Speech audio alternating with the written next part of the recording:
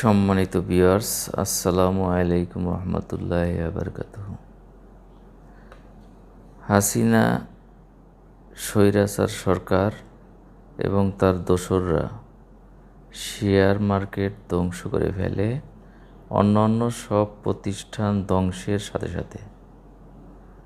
তবে তার পতনের পর শেয়ার মার্কেট টানা 4 দিন প্রায় 800 পয়েন্ট বৃদ্ধি পায়। ক্ষুদ্র বিনিয়োগকারীরা আশায় বুক বাঁধে। দেশ বিদেশে খবর ছড়িয়ে পড়ে স্বৈরাচারের পতনের পর বাংলাদেশের পুঁজিবাজার ঘুরে দাঁড়িয়েছে। ক্ষুদ্র বিনিয়োগকারী এবং দেশ বিদেশের অনেক প্রতিষ্ঠান বিনিয়োগে আগ্রহ প্রকাশ করে এবং অনেকে বিনিয়োগ করতে শুরু করে।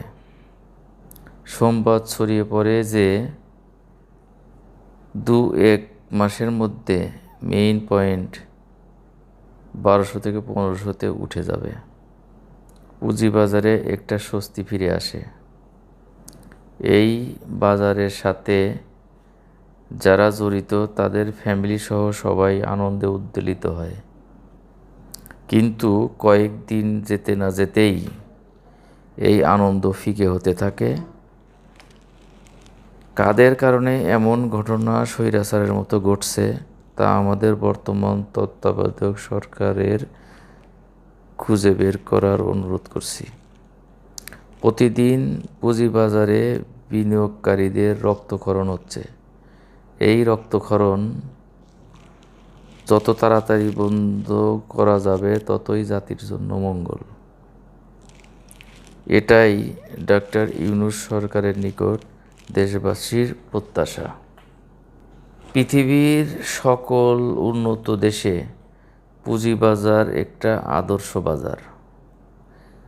সকল গরিব দুঃখী ছাত্র জনতা শিক্ষক থেকে শুরু করে সবাই একটা ভরসার স্থান এই পুঁজিবাজার। সরকার এখান থেকে লোন নিয়ে বড় বড় রাষ্ট্রের কাজ করে থাকেন এবং যে লাভ হয় সেই লভ্যাংশ পুঁজিবাজারে দিয়ে দেন। কিন্তু আমাদের দেশ ব্যতিক্রম। আমাদের দেশে যে যেভাবে পেরেছে পুঁজিবাজারকে লুটে পুটে খেয়েছে। পুঁজিবাজার কারসাজিতে অনেক লোক জড়িত। এদের মধ্যে যাদের নাম বেশি উঠে এসেছে তারা হলেন শেখ হাসিনার প্রভাবশালী লোক। 1 নম্বরে সালমান এফ রহমান, 2 নম্বরে আ.হ.ম মোস্তফা কামাল বা লোটাস কামাল, 3 নম্বরে শিবলি রুবায়াতুল ইসলাম, 4 নম্বরে আবুল খায়ের হিরু।